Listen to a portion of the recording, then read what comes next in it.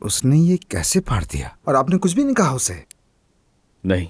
छोड़ो, मुझे दर्द हो रहा है। दर्द तो मुझे भी हो रहा है, लेकिन इस दर्द का मदावा तुम्हारे हाथ में है। हर रिश्ते में उतार चढ़ाव आते हैं।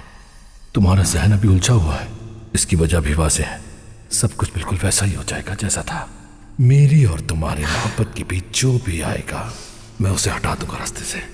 उसका बिहेवियर बहुत अजीब सा हो गया है। आयजा, ये भी हो सकता है तुमने मेहमद का असल चेहरा देखना शुरू कर दिया हो।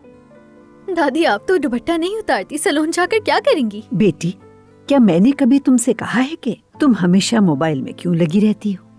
क्या दादी जान तुम्हारे भी बाल बनवाने वाली हैं? हाँ, बनवाएंगी। ना बनवाएं, मगर क्यों? क्योंकि मुझसे बर्दाश्त नहीं होगा। कहना क्या चाहते हो तुम? तुम ज्यादा खूबसूरत हो जाओगी। हम उसे तंग करने के लिए नहीं, अपना पैसा वापस लेने के लिए आए हैं। क्या कहीं ऐसा होता है कि पैसा लेने के बाद वापस ना किया जाए? बताओ ना मुझे, कौन भरेगा हमारा नुकसान? ठीक है, मैं भर दूंगा। बहुत जल्द मुलाकात होगी। सेहत की दुआ। थोड़ा ही वक्त रह गया है। Happy birthday to you, happy birthday to you. आप मेरी जिंदगी की सबसे प्यारी मुश्किल हैं। बहुत ज्यादा चाहती हूँ मैं आपको। अरे बेटा, ये काउंटर्स की क्या हालत कर रखी है? इंसान थोड़ा सा साफ ही कर लेता है। माना कि तुम भी हमारे साथ बैठी खाया पिया, लेकिन अब थोड़ा सफाई भी कर लो। देखो तो जरा यहाँ का हाल। इंसान को अपनी हद जाननी चाहिए। कैसी बात कर रही हो ये तुम?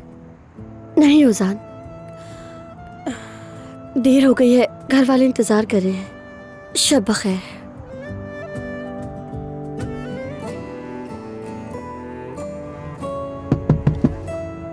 आयशा,